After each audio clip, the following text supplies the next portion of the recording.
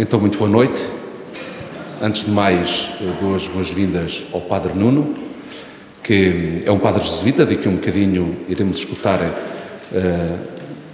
meia dúzia de frases relativamente à sua biografia e ao seu percurso, tanto espiritual, sacerdotal como académico. Mas dou também as boas-vindas a todos vós, começando por saudar a senhora vereadora Franqui, que está aqui em representação também de toda a Junta, de toda a Câmara Municipal de Odivelas. Depois temos aqui também representantes da União de Freguesias da Povo de Santo Adrião e Olival Basto. Temos aqui também a senhora doutora, que eu não reparei o nome, é a Sofia, a doutora Sofia também. E depois, olhem, temos aqui esta comunidade que se reúne a propósito de uma reunião, ou da reunião do Encontro de Pais, das crianças, adolescentes e jovens da catequese. E reunimos-nos aqui esta noite, sobretudo tendo em conta aquele grande percurso que nós, integrado na grande Diocese de Lisboa, estamos a fazer com todas as paróquias, os movimentos, instituições, que é a caminhada sinodal. E, portanto, esta conferência, este serão, insere-se nessa caminhada sinodal. Sendo que o grande desafio que nos é lançado é que, na sequência, portanto, na continuação daquela sabedoria que hoje nos irá ser transmitida, depois ao nível de família, ao nível das nossas casas, dos nossos grupos de amigos, nós podemos transformar esta sabedoria, esta palavra que se escuta, em realidade de partilha. E dessa forma fazer acontecer igreja, não apenas dentro destas 4 paredes, mas igreja dentro das nossas próprias realidades existenciais e de vida, que é as nossas famílias, os nossos grupos de amigos. Portanto, um bem-vindo a todos vós. Recordo e quero saudar também a quem nos segue através da net, e que Deus nos abençoe a todos nós e que Deus vos abençoe a todos vós. Depois da apresentação ao Padre Nuno, à sua biografia, eu pedir-lhe para ele começar depois com uma oração em conjunto. Mas agora vamos ouvir uns traços do seu percurso vital e existencial.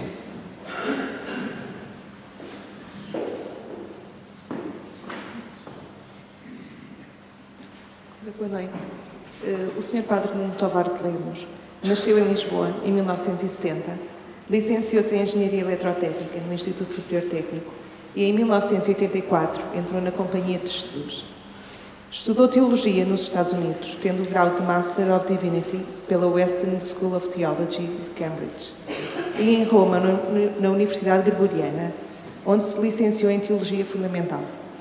Foi ordenado sacerdote em 1995 e desde então tem-se dedicado sobretudo ao trabalho pastoral no meio universitário, em Lisboa, em Coimbra e no Porto. Atualmente vive em Lisboa e colabora no Centro Universitário Padre António Vieira. É o autor de livros como O Príncipe e a Lavadeira, Redescobrir a Fé Cristã, Histórias Simples para Falar de Deus e de Nós. Esta obra é uma coleção de histórias de amizade, de encontros e desencontros, hinos e cantos de saudade e desejo que contribuem para nos ajudar a encontrar o sentido da nossa vida.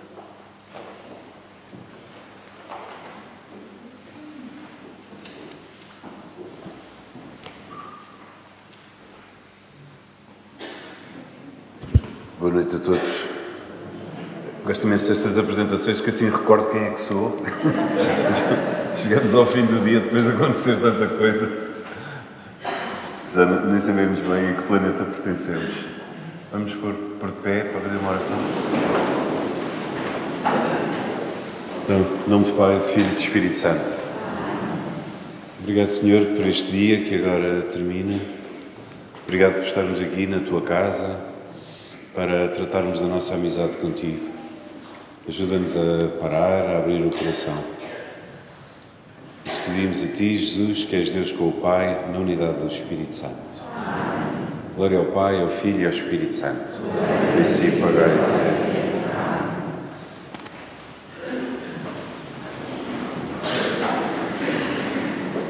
Muito bem, já estamos santos. Então, bem, antes de mais nada, agradeço imenso ao Padre Rui o convite e à Laura Azevedo as indicações para vir cá ter, as indicações precisas. Obrigado.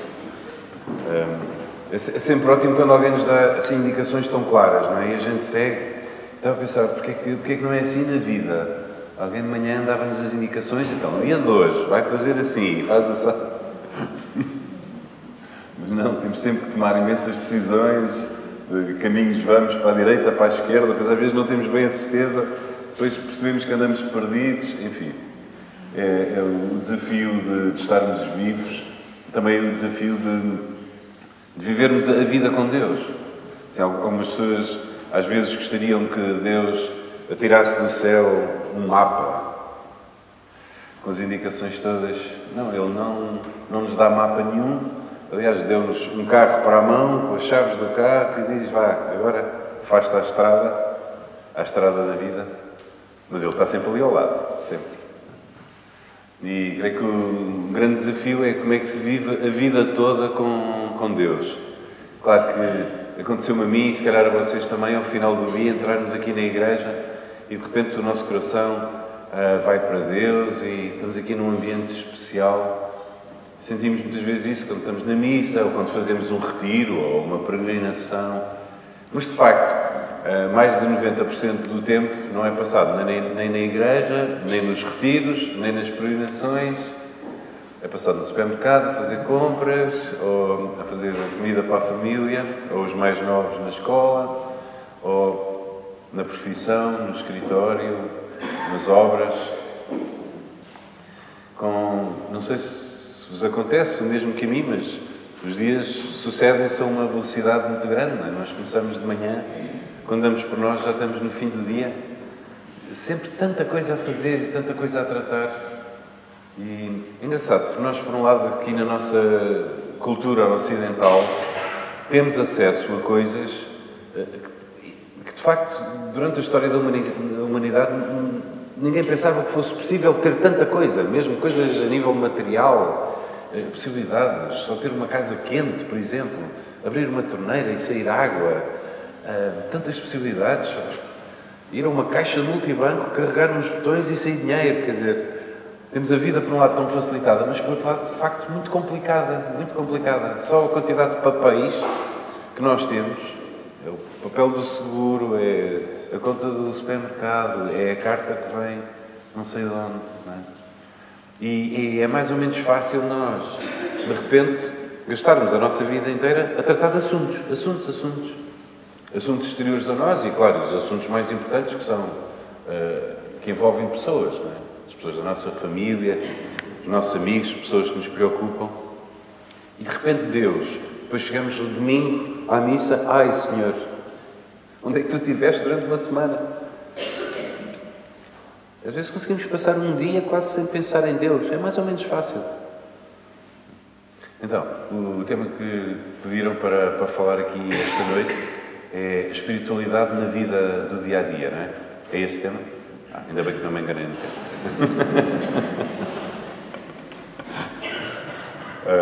E vou assim dizer algumas coisas simples, um bocadinho também da minha experiência. E depois, se estiverem de acordo, então abrimos aqui para intervenções, perguntas, queiram pôr, observações, está bem, assim com informalidade. O Padre Rui estava a perguntar se eu não me importava de fazer esta conversa aqui na igreja, em vez de fazer no salão paroquial, porque temos aqui Nosso Senhor connosco. Eu disse assim, não me importa nada. Aliás, eu espero não dizer nada que ele não goste. Se eu disser alguma coisa que vocês acham que ele não está a gostar, levantei o braço, se faz favor, que eu calmo logo. E por isso, é aqui na igreja, mas o ambiente é informal, e por isso digo aqui umas ideias e depois a seguir abro a quem quiser pôr alguma questão, ou fazer alguma observação, ou acrescentar alguma experiência pessoal.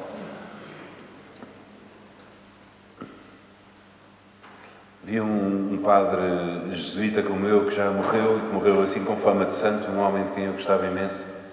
Ele dizia, muitas pessoas vão fazer um retiro e dizem, eu agora vou encher-me.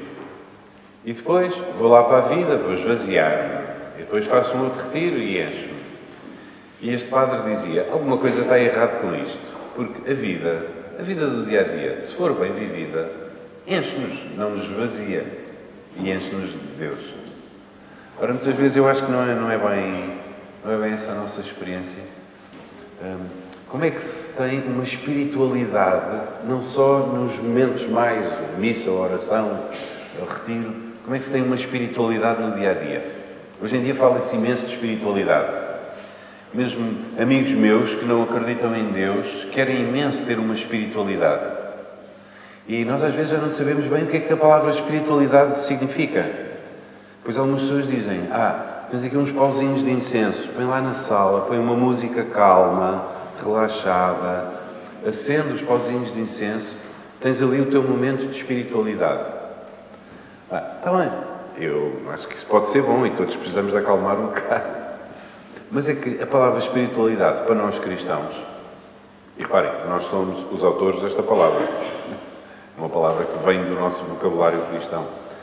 A palavra espiritualidade para nós cristãos não significa alguns momentos espirituais. Espiritualidade para nós é a ordenação de toda a nossa vida de acordo com o Espírito Santo. Espiritualidade. Ou seja, de acordo com o Espírito de Jesus. Então, a nossa espiritualidade não tem a ver só com a oração ou com os sacramentos. A nossa espiritualidade tem a ver com a vida inteira. O que é que eu faço ao meu dinheiro? Estou a gerir o meu dinheiro como eu acho que Jesus faria no meu lugar. Estou a ser uma pessoa espiritual. A minha espiritualidade tem também a ver com aquilo que eu faço com o meu tempo. Tem a ver com o tipo de relação que eu tenho com as outras pessoas. Portanto, espiritualidade para nós cristãos não tem a ver só com as práticas espirituais, com os momentos de oração. Embora também tenha, e como eu vou defender daqui um bocadinho, são muito importantes na nossa vida e arranjarmos tempo no dia-a-dia para ter algumas práticas espirituais. Mas o nosso objetivo não é ter assim uns momentos espirituais, entre aspas, e depois, na vida, não tem nada a ver com o Espírito Santo. O nosso objetivo é viver a nossa vida toda como Jesus viveria se estivesse no nosso lugar. Claro que nós nunca sabemos bem, mas pelo menos é esse o nosso objetivo. Vi uma vez um jovem em Coimbra que tinha aqui umas iniciais escritas na mão. E as iniciais eram as iniciais das palavras desta frase. Mais ou menos isto. Fazer o que Jesus faria. Qualquer coisa deste género. E ele olha... F-O-Q-A. Então como é que Jesus respondia a esta pessoa, que agora me veio chatear? Ou como é que Jesus decidiria em relação ao convite que me foi feito? A ver? Espiritualidade para nós é isto. Isto prende-se com uma coisa que acho que é muito importante e que às vezes esquecemos, é que para nós cristãos toda a nossa vida é missão. Tudo. Eu tenho estado já há muitos anos ligado a uma organização não governamental que se chama Leigos para o Desenvolvimento. Jovens, depois de acabarem os seus cursos superiores, que dão 1 ano, ou 2 ou 3 anos da sua vida em África para trabalharem em projetos de desenvolvimento locais, com as populações locais. E eles, normalmente, são vistos assim um bocadinho como heróis. E tenho ouvido muita gente dizer, se eu pudesse, aquilo é que é missão, ir para a África, viver lá em pobreza, dedicar-me às outras pessoas, 24 horas por dia. Aquilo é que é missão. Eu tenho aqui o meu marido, os meus filhos. Então, vamos lá ver. Para nós cristãos, o marido e os filhos e o escritório não são menos missão do que ir para a África. A missão de cada um de vocês e a minha não é menos importante que a missão do Papa.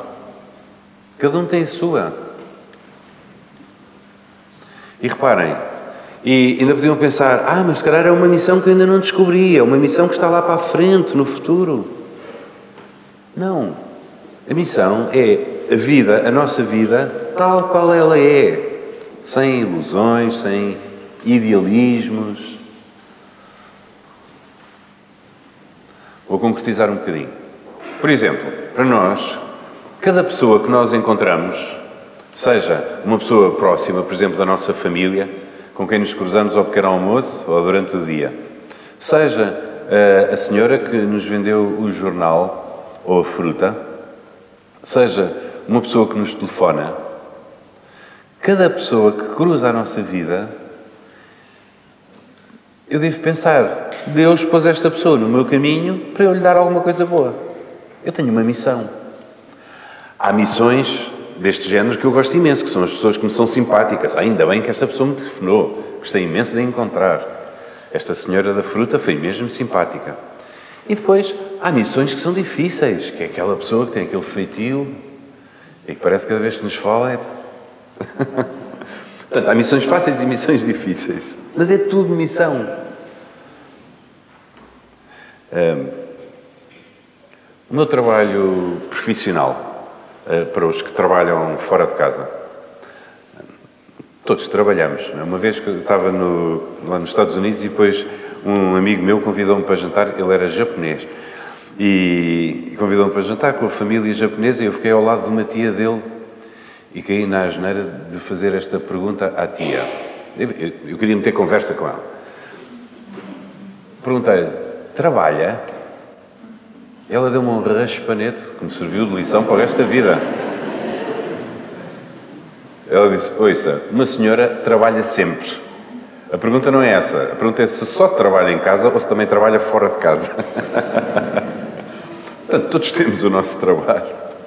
Dentro de casa, fora de casa. A ver. Trabalho para nós é missão. Ah, mas é só arrumar a casa? Pronto, ótimo. A missão de ter uma casa limpa, bem arrumada, agradável para nós, para quem lá vive ou quem lá vá visitar. Não, mas a minha missão é num escritório, é carimbar papéis.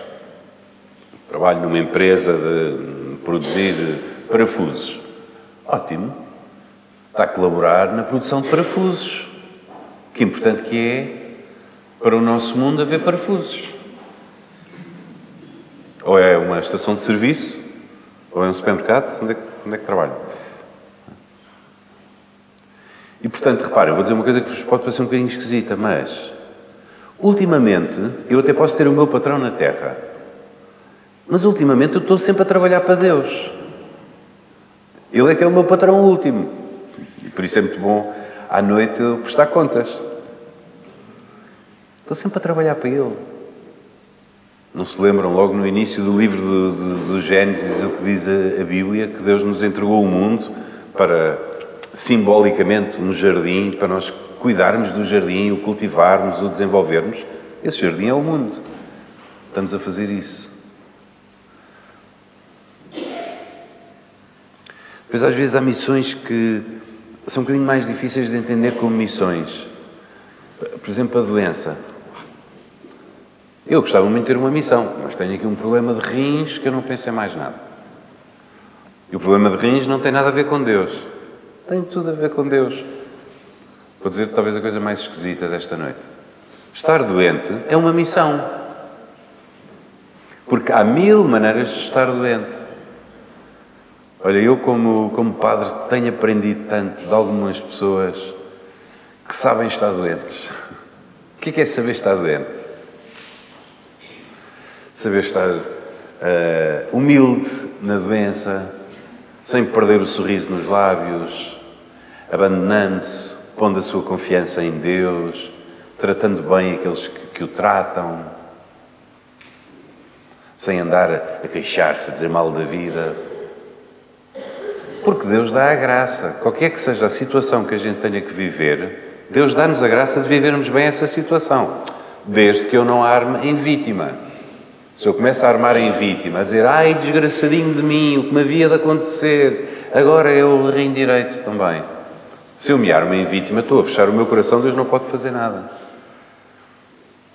Mas quando a pessoa vive verdadeiramente de coração aberto e unido a Deus, Deus dá a graça para vivermos bem o que tivermos de viver. Por isso, reparem, por isso é que não tem muito sentido nós estarmos tão ansiosos em relação ao futuro. Primeiro, não sabemos se o mundo não vai acabar amanhã. E depois, mesmo se ponto que não acaba amanhã, cada dia Deus me dará a graça de viver esse dia bem. E se eu vou para um lar? Pronto, será num lar. Não adianta estar a antecipar o futuro. O que interessa é viver bem o dia de hoje. entendendo que tudo aquilo que me vem ter às mãos, os trabalhos, alguma eventual doença, as pessoas que cruzam o nosso caminho, olhar para tudo isso como coisas que Deus põe no nosso caminho para duas coisas, para nós podermos responder bem e ajudar os outros à nossa volta a serem mais felizes. E por outro lado, através de tudo o que nos acontece, santificarmos. O que é santificarmos? É crescermos. Crescermos na fé, ou seja, na amizade com Ele, no abandono nas mãos dEle. Crescermos na esperança, ou seja, na capacidade de arregaçarmos as mangas e nos atirarmos à vida, tal como ela é. E crescermos na caridade, na capacidade de amarmos e de compreendermos os outros, mesmo com as suas limitações e com os seus defeitos. O que é que estamos aqui a fazer nesta vida? Vamos lá ver. Isto. Nesta vida estamos a aprender a amar. Dizia este padre que eu vos disse há bocadinho, de quem eu gostava muito, que já morreu, ele gostava muito de bailado, dança, bailado clássico.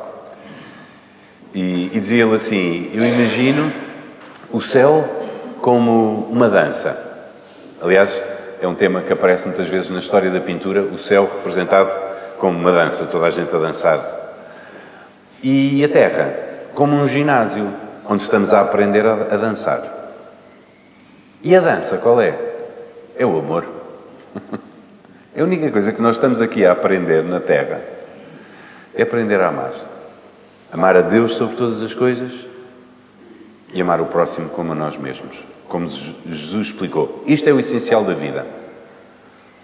Eu estou-me a tornar uma pessoa mais capaz de amar, mais abandonado nas mãos de Deus, mais capaz de aceitar os outros, de me dar a eles, menos egoísta. Então a vida está a correr bem. Mas agora vem uma conta do seguro para pagar. Está bem, agora tens aqui alguns desafios. Mas se estás a crescer na capacidade de amar, a vida está a correr bem. E, portanto, nós não nos podemos deixar enganar em relação ao que é o essencial da vida. Porque, hoje em dia, na nossa cultura, é-nos transmitido muitas coisas que são todas essenciais. Reparem, os anúncios da televisão. Mas tu ainda não tens uma bimbi? Isso é essencial. E o corpo? Olha para o teu corpo, olha para o espelho, olha para esta fotografia desta rapariga. Tens de ter um corpo de Danone.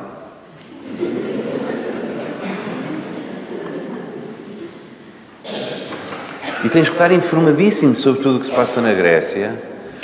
E tens que ser saudável, e tens que fazer o seguro, e tens que...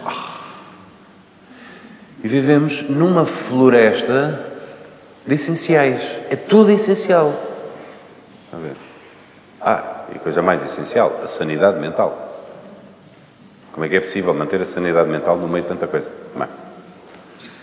Então, todas estas coisas que eu disse são muito importantes, mas essencial mesmo, é a capacidade de amar. E tudo aquilo que me acontece na vida são treinos, são situações de treino para eu aprender a amar. Às vezes há uns treinos que são um bocadinho difíceis, que é quando o tapete nos sai debaixo dos pés. O tapete debaixo dos pés são as nossas seguranças, não é? Quando o tapete nos sai debaixo dos pés, nós normalmente dizemos logo mal da vida. Quando é que o tapete sai debaixo dos pés? Com uma doença, com uma dificuldade económica.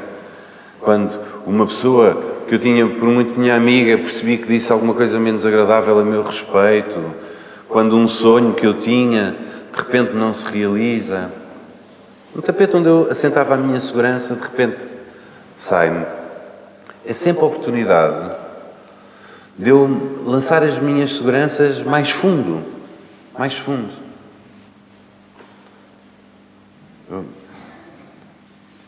Por exemplo, o tio foi assaltado. Já foi, aqui há 2 anos. Estava a viver no Porto, lá na nossa comunidade do Porto. Não sei como, conseguiram entrar por uma janela, no primeiro andar alto, conseguiram entrar por uma janela durante um fim de semana em que eu não estava e roubaram lá umas coisas. E eu acho que toda a minha comunidade ficou muito mais preocupada comigo do que eu. Porquê que não fiquei, na altura, não fiquei preocupado? Deus deu-me esta graça de pensar, ótimo, Eu vou, um dia, quando eu morrer, eu vou deixar tudo cá em baixo. O computador que roubaram, mais a impressora, mais aquelas botas. Ai, mas aquelas botas, eu gostava tanto daquelas botas. Bem, um dia vamos deixar todas as botas cá em baixo. E, portanto, reparem, todas as vezes que o tapete nos sai debaixo dos pés, é uma oportunidade de um certo desportivismo, de uma certa liberdade interior. Está bem, podes viver sem aquelas botas e o computador é uma amassada, mas olha, tem de arranjar uma maneira. Tudo oportunidades de treino para nós nos agarrarmos cada vez mais ao essencial. E o essencial, ninguém o pode roubar. A nossa bondade, a nossa dignidade pessoal, a nossa amizade com Deus. Isso ninguém nos pode roubar. Nem a crise, nem a troika, nada. Eu só deixo de ter estes bens se eu próprio abrir mão deles e os deitar para o lixo. Não são roubáveis, porque não são exteriores, são interiores. A minha dignidade. Ninguém me rouba. Podem fazer o que quiserem. Não a podem roubar. Por isso, para nós cristãos, e se queremos perceber a palavra espiritualidade, temos que perceber isto. Para nós cristãos, toda a nossa vida, temos que entendê-la como missão. E a nossa vida concreta. Não a nossa vida como nós achamos que ela devia ser, mas a nossa vida tal como ela é hoje em dia. Pronto. Este é o primeiro princípio, se queremos ter uma espiritualidade. Então agora, como é que vivemos isto tudo? O que é que nos pode ajudar a viver a vida inteira nesta atitude e a vivê-la com Deus? Vou descer aqui algumas coisas um bocadinho mais práticas. Um primeiro truque que eu vos sugiro é, sempre antes de começar qualquer coisa, por exemplo, antes de sair para ir às compras, antes de começar um dia de trabalho, antes de fazer o telefonema àquela pessoa, antes de sentar à mesa para a refeição, ter ali uns segundinhos, o que se costuma chamar para fazer a reta intenção. É pôr-me com a intenção reta, com a intenção correta. A mim acontece-me, normalmente, da parte da tarde, estou a atender pessoas, em confissão, ou em conversas, etc, etc. Normalmente, paro sempre um bocadinho e penso, está bem, senhor, como é que eu quero estar com estas pessoas? Bem, quero-me despreocupar das minhas coisas, para poder estar atento. Às vezes estou mais preocupado, não quero que essa preocupação passe para as pessoas, quero estar com um sorriso, quero estar... vou fazer um telefonema. É um telefonema que eu tenho que fazer, mas é uma pessoa um bocadinho chata. Está bem, antes de começar a marcar o número, como é que eu quero estar neste telefonema? Ou seja, a melhor defesa é o ataque. Eu, antes de começar qualquer coisa, eu preparar-me para aquilo que vou fazer e pensar como é que eu quero estar. Claro que eu não vou controlar o que é que a outra pessoa ao telefone me diz. Eu não sou dono da vida dos outros nem da liberdade dos outros. Eu só posso ser dono da minha liberdade e da minha maneira de estar. Claro que isto que eu estou a dizer não é válido só para um cristão. Isto que eu estou a dizer é válido para qualquer pessoa, com fé ou sem fé. Para nós cristãos, podemos fazer isto numa conversa com Deus. Eu estou com Deus e agora vou sair para trabalhar. Ai, Senhor, ou vou entrar no sítio onde eu trabalho. Então, Senhor, como é que tu queres que eu esteja? Pronto, eficiente, bem disposto, espalhar bom ambiente à minha volta. Está bem, então ajuda-me. Faz-se com um diálogo com Deus.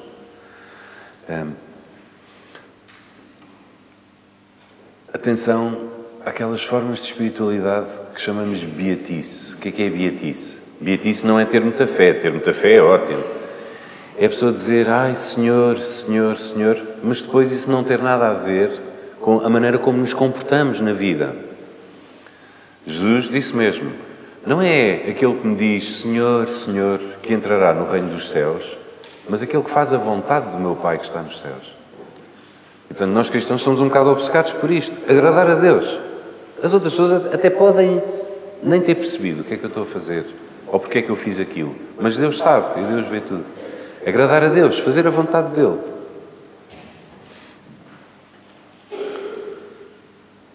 Quando nós fazemos esta reta intenção, também percebemos que dentro de nós há coisas impuras que se misturam. Jesus disse uma parábola que eu gosto imenso, enfim, gosto imenso de todas, mas há uma de que gosto particularmente, que é a parábola do trigo e do joio. Diz ele assim: imaginem um homem que semeou, tinha um campo e no seu campo semeou trigo.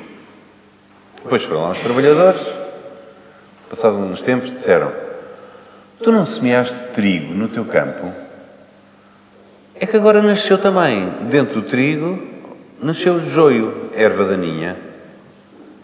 Queres que nós vamos já correr, cortar o joio? E o dono do campo disse: não. Cuidado, porque vão já cortar o joio todo e, juntamente com o joio, pode ir o trigo também.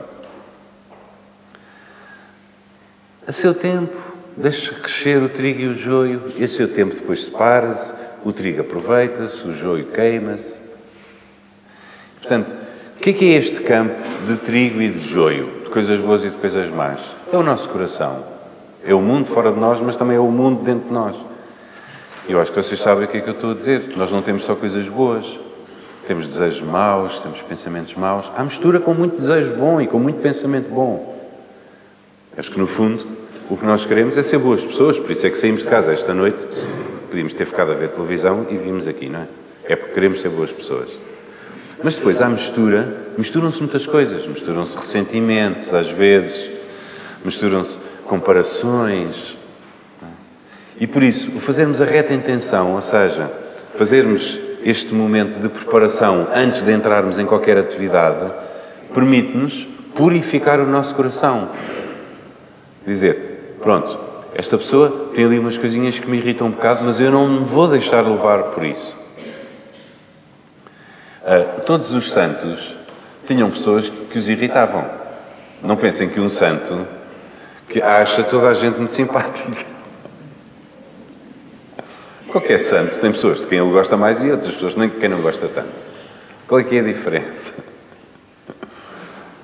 A diferença é que no caso dos santos as pessoas não percebem. Havia a Santa Teresinha do Menino Jesus, uma santa francesa, século XIX.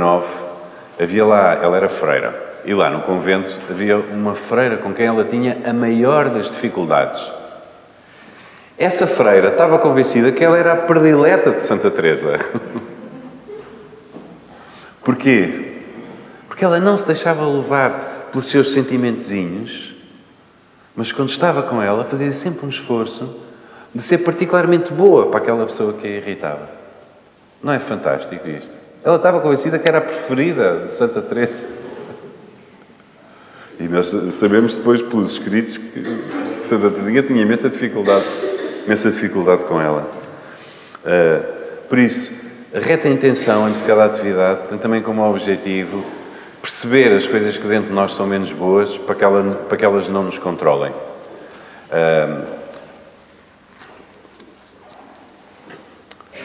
Depois,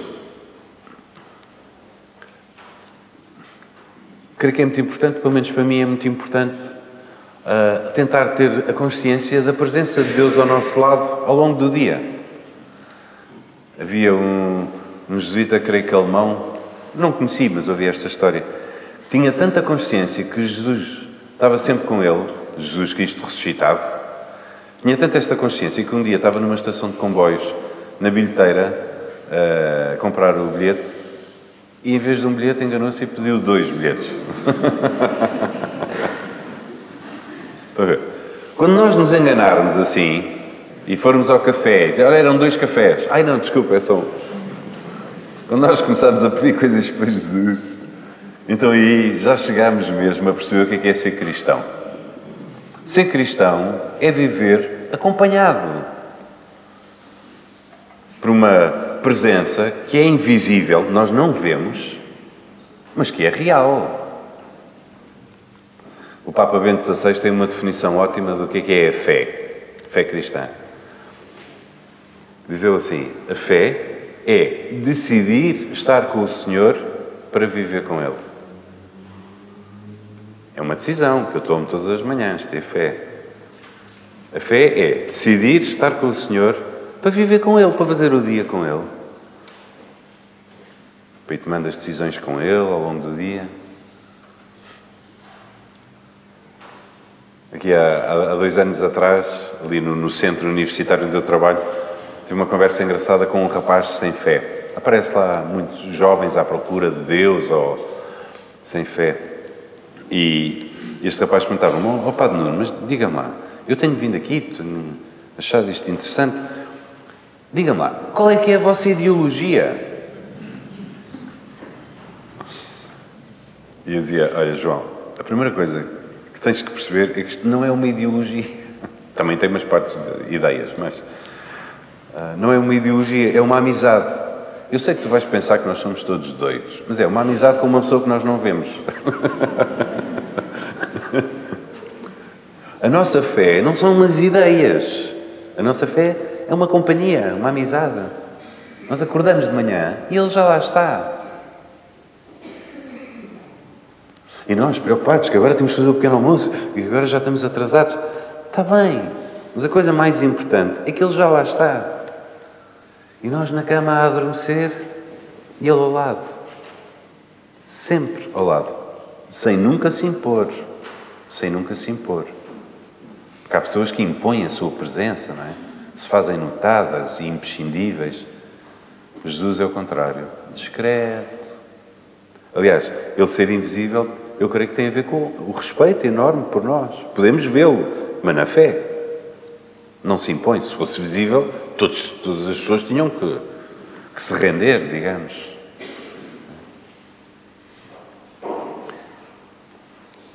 Agora, reparem, há sim até umas fases da nossa vida de fé que podemos estar tão inspirados que sentimos esta presença naturalmente. Acordamos e vem-nos logo. Mas isso é raro. São umas fases muito especiais. São umas fases muito especiais. Não podemos contar com isso. Na maior parte das fases, não vem espontaneamente o pensamento que Ele está connosco. O que vem espontaneamente é que tem que ir comprar o pão. Então, precisamos de truques práticos para nos recordarmos a nós próprios desta presença que é real. Por exemplo, algumas pessoas têm uma cruzinha no bolso. Sobretudo, homens, metemos mais a mão ao bolso normalmente. Mete a mão ao bolso, uma cruzinha. Mas se for uma pedra, também serve. E a gente toca na cruzinha, e lembra-se. Olá, Senhor, bom dia. E levamos o nosso pensamento para Ele. Outras pessoas põem uma marca qualquer em casa. Por exemplo, conheço uma pessoa que põe no espelho da casa de banho, põe um papelinho colado, um post-it colado. E ninguém sabe o que é, mas a pessoa sabe. Olha para o post-it e lembra-se de dar os bons dias a Jesus. Podem pensar que estas coisas são ridículas, mas não são, porque nós precisamos de coisas práticas para nos lembrarmos das coisas essenciais da nossa vida. Muita coisa que às vezes pode ajudar é, sobretudo pessoas que têm normalmente a mesma rotina todos os dias, associar algum momento ou alguns momentos da sua rotina diária uma oração. Por exemplo, eu conheci um rapaz que todos os dias, quando saía de casa e punha a mão na maçaneta da porta da rua para sair, rezava a oração de consagração à Nossa Senhora. Todos os dias. Claro que aquilo no princípio custa um bocadinho a entrar o hábito, mas depois de entrar já segue automaticamente. Uma pessoa que todos os dias tem que fazer determinado percurso e todos os dias passa diante daquela igreja. Habituar-se. Ao passar diante da igreja, reza um Pai Nosso, por hipótese. Nós às vezes queremos tanto ter orações tão profundas, tão intensas, tão íntimas, que depois achamos que estas coisas que eu estou a dizer não valem nada. Mas valem muito. Porque reparem, uma amizade não é só feito, uma amizade não é só feita de conversas muito profundas. A gente tem uma maçada. Tenho um amigo que tem que estar sempre a ter conversas profundíssimas com ele. É uma maçada. As amizades, às vezes, são feitas de coisas muito pequeninas. Quem diz amizades, diz os casamentos. Eu conheço casais onde o marido ou a mulher, normalmente à meia da manhã, faz um telefonema para o outro. Então, querida, está tudo bem? Sim, foste deixar os pequenos? Fui. Então, um beijinho, até logo. E ele, se calhar, até está a fazer isto. Está a trabalhar no computador dele e está... E vocês dizem, isto não tem valor nenhum. Só tem valor se tiverem uma grande conversa de casal, um momento muito íntimo de casal. Não é verdade. As amizades e os casamentos são feitos de pequenas coisas. E a nossa relação com Deus também é feita de pequenas coisas. E, portanto, pequeninos rituais espirituais todos os dias, feitos fielmente todos os dias, não pode ser de vez em quando, tem que ser todos os dias, às vezes têm um poder enorme de nos manter ali mais próximos de Deus e unidos a Deus. E depois o que acontece, às vezes com a frequência e com a continuidade, é que, às vezes, fora destes tempos, já Deus nos vem à cabeça e ao coração, sem a gente fazer esforço.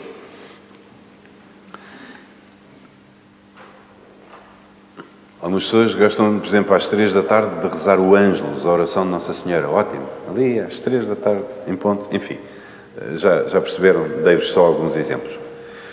Isto não tira uma outra coisa que pode também ser boa, que é diferente, e conheço muita gente que tem, que é todos os dias ter ali um tempinho, 10 minutos, 15 minutos, 20 minutos, um tempinho que é o tempo reservado para Deus.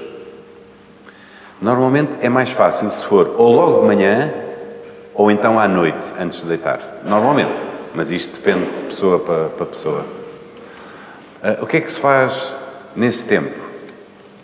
Cada um depois inventa a sua maneira de estar com Deus. Algumas pessoas, por exemplo, dispersam-se muito, começam a rezar e a cabeça vai para todos os lados possíveis e imaginários. Então, ajuda, se calhar, a essas pessoas a experimentarem escrever. Eu, durante muito tempo, a minha maneira de rezar era escrever cartas a Deus, porque se eu não escrevesse, se eu ficasse só a pensar, ai meu Deus, a cabeça dava a volta ao mundo e Deus nem me lembrava dele. Então, como é que se escreve uma carta a Deus? Como é que se começa? Excelentíssimo, reverendíssimo, omnipotente. Com simplicidade, não é? Com respeito, mas com simplicidade, com amizade. Outras pessoas também, por causa desta dificuldade de concentração, têm uma técnica que às vezes é muito boa, que é ter um livro espiritual. Por exemplo, uma vida de um santo. E todos os dias leem ali um quarto de hora do livro. Outras pessoas ajudam-as a ouvir o terço pela rádio, por exemplo, e o seu momento de oração ser o terço pela rádio. Enfim. Cada um pode encontrar as suas maneiras, mas ter um bocadinho do dia para Deus normalmente ajuda muito. Algumas pessoas também conseguem ir a uma missa clandestina durante a semana. Temos a nossa missa de domingo, que é a nossa reunião de família, digamos assim. Mas depois, às vezes, é possível, a meio da semana, ter ali uma missa. E estas missas às vezes têm um sabor especial, porque não é aquela missa do costume, é uma coisa mesmo só de devoção minha. Engraçado, lá no sítio onde trabalho, é um centro para estudantes universitários, onde não vive ninguém. Há salas de estudo, e há bar, e há grupos de aprofundamento da fé, e há trabalho da ação social, há imensas coisas. E normalmente temos assim missa ao fim da tarde. Às quartas-feiras, que é a missa mais animada, mais específica para estudantes, normalmente temos 200 estudantes, quarta-feira às 7 da tarde. E atravessam a cidade, alguns estão a estudar agronomia na outra ponta da cidade, atravessam a cidade para ir à missa. Eu quando te pergunto, mas o que é que vocês vêm cá fazer? Não sei, há aqui qualquer coisa que nos alimenta. Alguns até nem sequer vão à missa ao domingo, começam por ir a esta missa durante a semana. Depois temos que os ajudar a perceber que a missa de domingo é importante, que é assim a reunião oficial da família. Eu costumo explicar que quando os meus avós eram vivos, normalmente íamos sempre jantar à sexta-feira à casa dos avós. Nós, os nossos primos, tios, etc., dizem, pronto, ir à missa ao domingo é mais ou menos como uma reunião de família, é como ir jantar à casa dos avós na sexta-feira.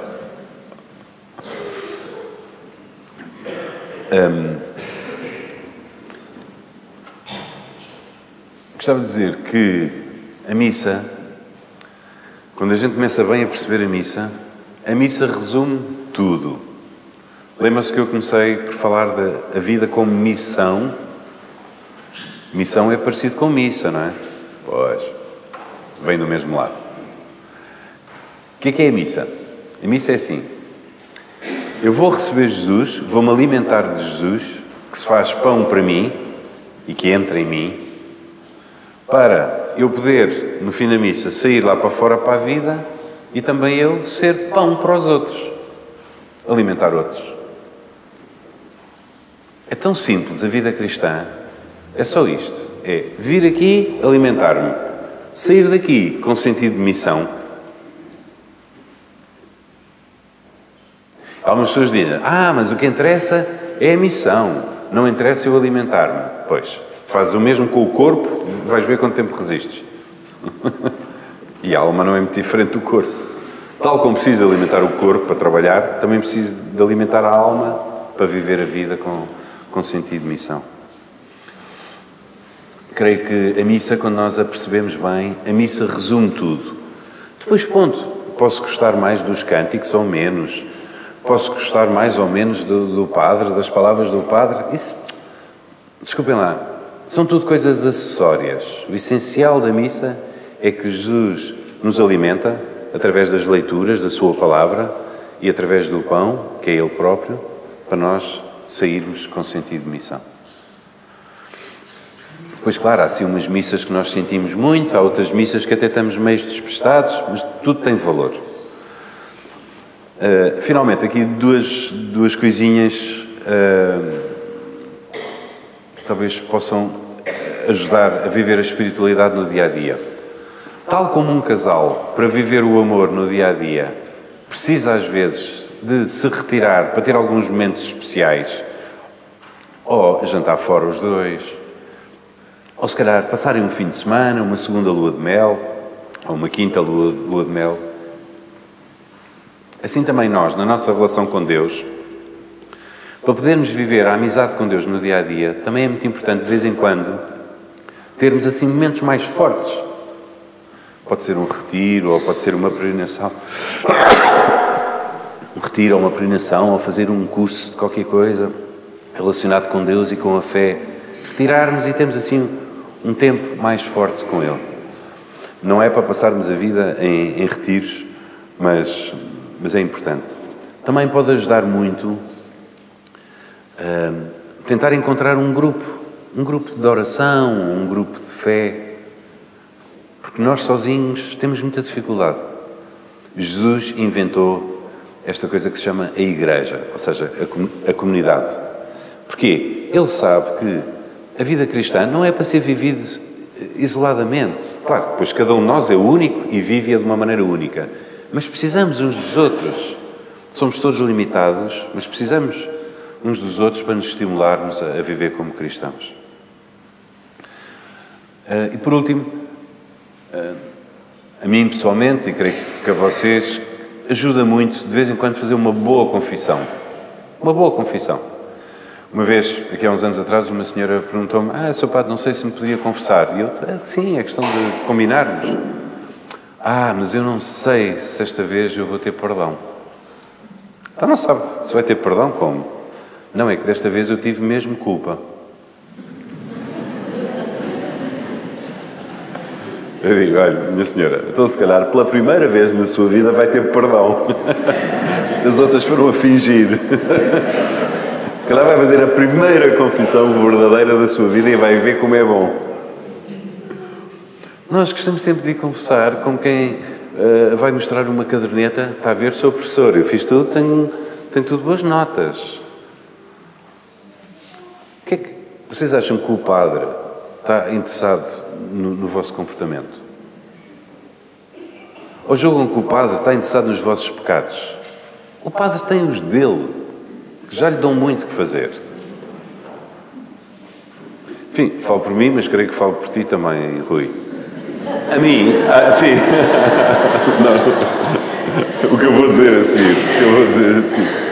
A mim o que me comove verdadeiramente, e acho que o que comove cada padre, não é a pessoa não ter pecados, porque todos temos. É que uma pessoa queira tanto ser melhor e seja tão amiga de Deus, que venha ali, humildemente, sem ser para se justificar, a dizer, olha, peço perdão por isto, e preciso da graça de Deus. Não é? Isso é que nos comove. Acham que os vossos pecados vão comover algum padre? O que o padre está a reparar? Aquilo que salta à vista é o desejo da pessoa ser melhor. E por isso, eu vou para a confissão, vou ter com o padre, é verdade. Mas eu vou ter com Jesus. Vou ter com Jesus. O padre está ali só como se fosse os ouvidos de Jesus. Vou ter com Jesus de coração aberto, sabendo que sou uma criança, porque somos todos crianças.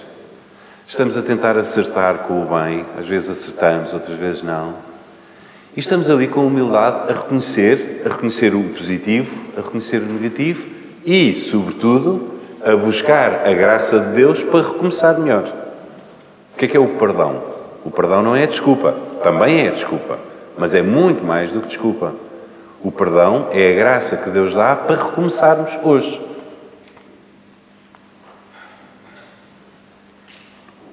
Deus não está muito interessado no nosso passado. Para todos os efeitos, o passado já passou.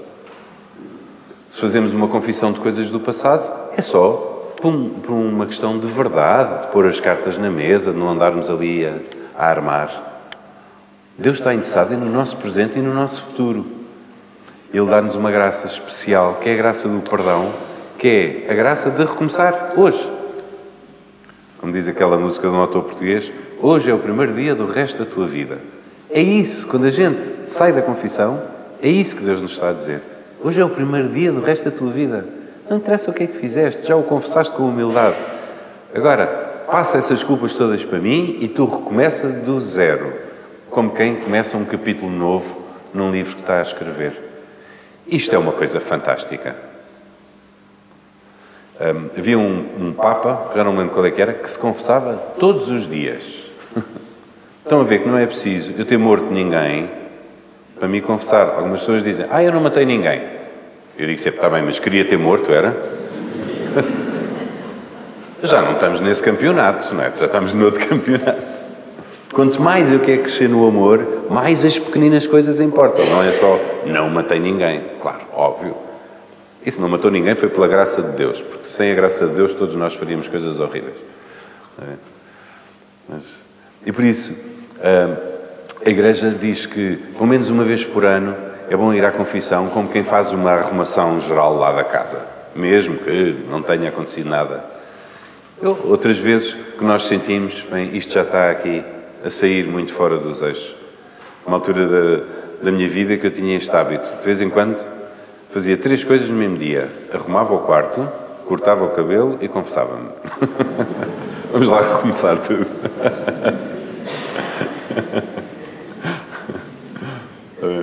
E por isso não devemos ter, ou seja, devemos aproveitar essa oportunidade grande que temos. E está tudo previsto por Jesus. Foi Jesus que previu que nós precisaríamos do perdão, ou seja, que nós precisaríamos de recomeçar. A vida é feita de recomeços. Feita de recomeços. Uma vez estavam uma série de homens juntos e estavam a falar há quanto tempo é que eram casados. E um homem disse, eu sou casado há 40 anos ou 50 anos. E eu, caramba, peça de museu. Mas como é que o senhor consegue estar casado há tanto tempo? E ele dizia, é que eu já me casei muitas vezes.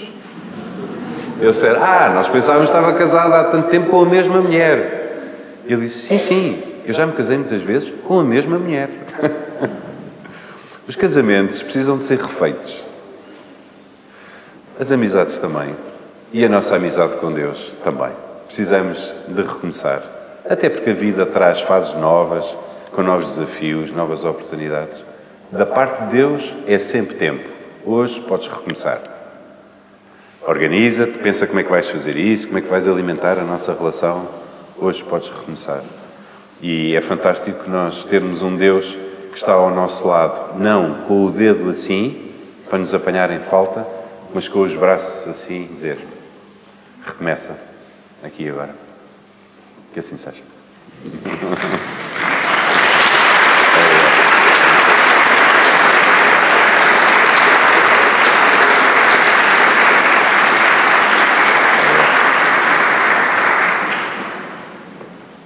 Estou espantado comigo, falei 1 hora.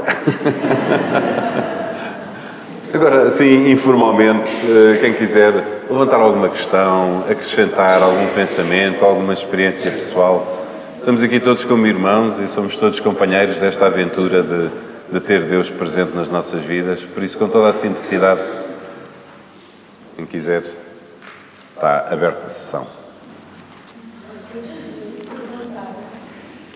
E temos um microfone também.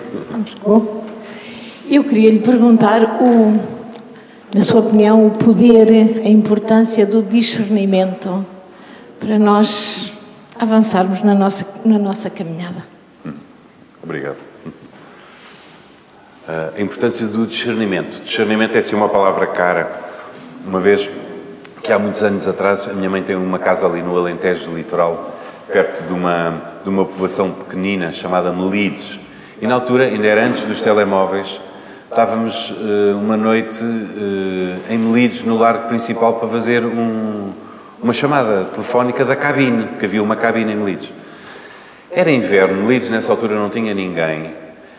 Aquela hora era a hora da telenovela, não havia um carro a passar na rua, não havia uma pessoa a passar na rua. Estávamos nós dois com o carro estacionado junto à cabine telefónica, estava interrompido o número, portanto estávamos ali à espera para voltar, a tentar. Eis-se não quando nós vemos dirigir-se para nós um polícia, com o seu bloco de notas, a olhar para a matrícula do carro e a escrever.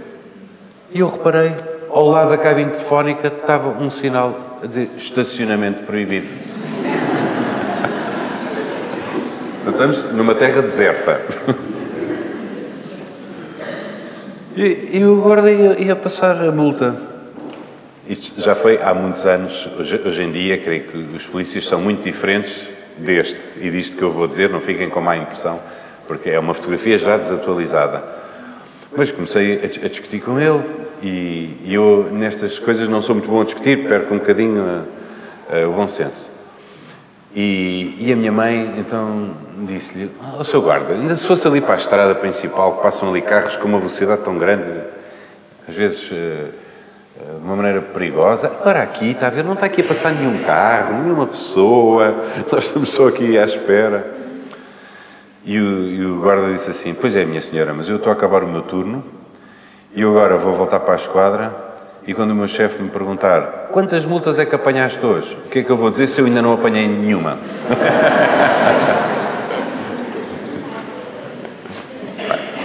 Isto é uma história já com bastantes anos. Hoje em dia creio que são diferentes os polícias. E a minha mãe disse assim: Sr. guarda, sabe o que é que lhe falta? Discernimento. E ele, quando ouviu isto, desistiu de passar a multa. Eu creio que ele não sabia o que é que a palavra queria dizer.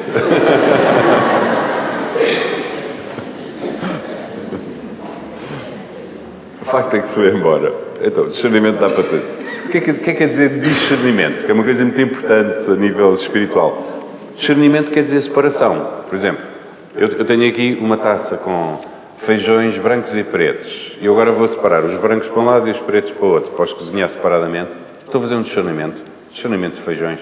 Estou a separar. No nosso coração, a gente também precisa de discernir o trigo do joio. Separar o trigo do joio. O que é o discernimento em sentido lato? Discernimento é eu, em cada situação, tentar procurar o melhor sem me enganar e sem me precipitar pelas pressões interiores ou exteriores. Não é? Porque às vezes reagimos sob pressão. Uma pessoa diz-nos uma coisa, nós dizemos logo outra. E não temos aquela distância interior para pensar, espera aí, o que é melhor? O que é mais construtivo? O que é mais construtivo para mim? O que é mais construtivo para outra pessoa? Esta atitude de quem procura em cada situação o melhor e não se deixa enganar pelo trigo e pelo joio, não confunde o trigo com o joio, esta atitude chama-se discernimento. E, portanto, Laura, eu creio que era um bocadinho aquilo que eu estava a dizer também da reta intenção. Eu, antes de começar a fazer qualquer coisa, eu tentar ter essa atitude de acertar com as coisas que valem a pena. Por exemplo, uma área que nós precisamos ter imenso discernimento é a língua. O que é que nos sai da boca? O meu avô, que era espanhol e muito impulsivo, dizia que, em determinadas alturas, antes de falar, contava até 10. Pode ser um bocado demorado numa conversa, mas eu acho que às vezes temos que contar até 100. Ou seja, a nossa língua, a nossa palavra, tem imenso poder. Tem poder para construir e tem poder para destruir.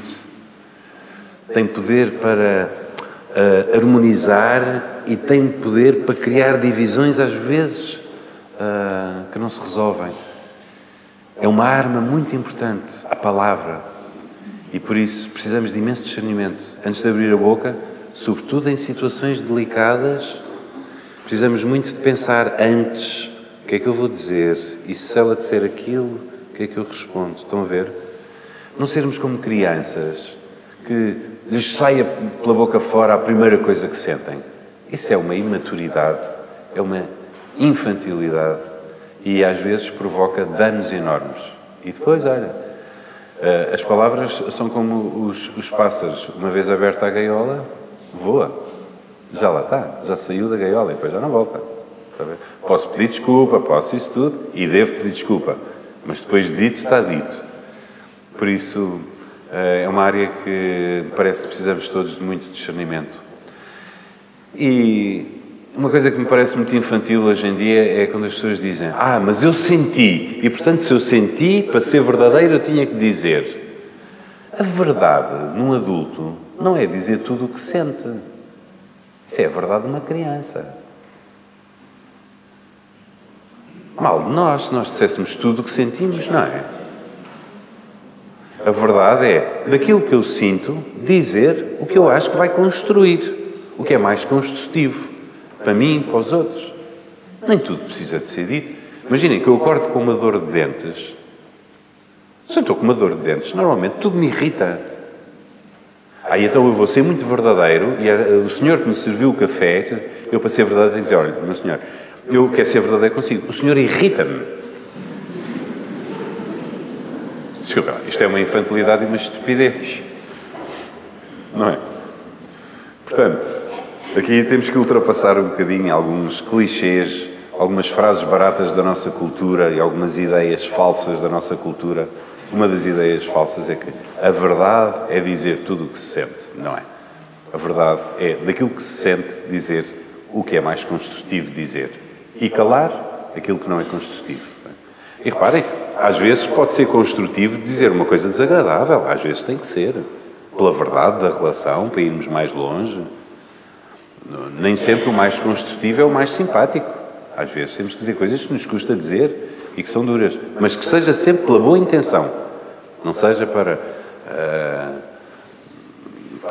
desafogar a minha ira, mas que seja pelo bem. Um tom de discernimento, eu já estou aqui a...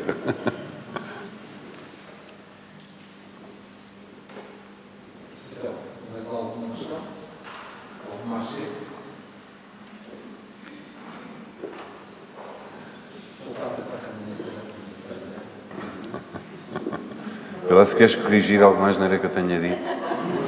Vê lá se queres corrigir alguma asneira que eu tenha dito. Agradeço.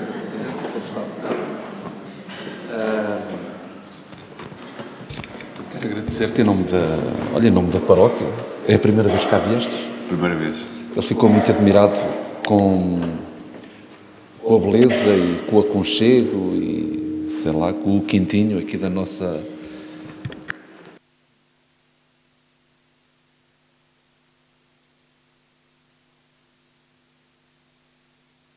nossa igreja e não a conhecia.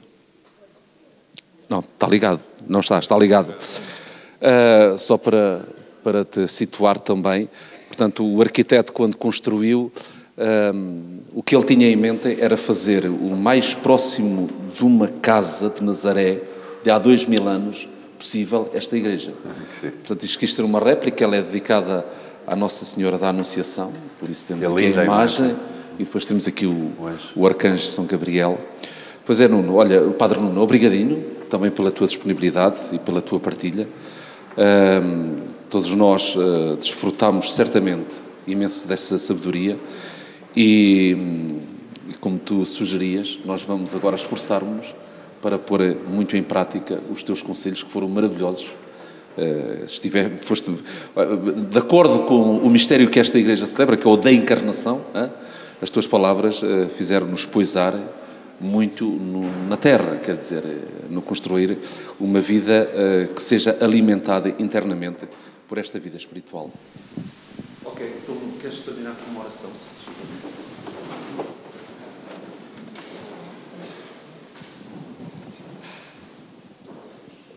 Então, houve uma pessoa que viveu esta espiritualidade no dia-a-dia, sempre. Vossa padroeira, Nossa Senhora. Ave Maria, cheia de graça, o Senhor é convosco. Bendita sois vós entre as mulheres, e bendito é o fruto do vosso ventre, Jesus. Santa Maria, Mãe de Deus, rogai por nós, pecadores, agora e na hora da nossa morte. Glória ao Pai, ao Filho e ao Espírito Santo. Princípio, agora e sempre. Em nome do Pai, do Filho e do Espírito Santo. Ok. Então, uma boa noite para todos. Agradeço ao Padre Nuno, uma vez mais, uma salva de palmas para ele. Obrigado. Obrigadinho. Portanto, para dizer as coisas, ele é confrade do nosso conterrâneo. É confrade do Sr. Padre Dário Pedroso, que também é jesuíta, só que ele é um sénior ao pé de ti, não é? É o mestre. O Padre Dário, como sabeis, celebrou o ano passado, foi? 50 anos, o ano passado, este ano faz 50 anos que ele entrou na Companhia de Jesus. A 75, foram 20 anos antes do Padre Nuno. Está bom, obrigadinho. Depois agradeço também à vereadora Fernanda Franchi, que representa a Câmara Municipal, e às duas ilustríssimas representantes da União de Freguesias. Uma muito boa noite e até amanhã, se Deus quiser.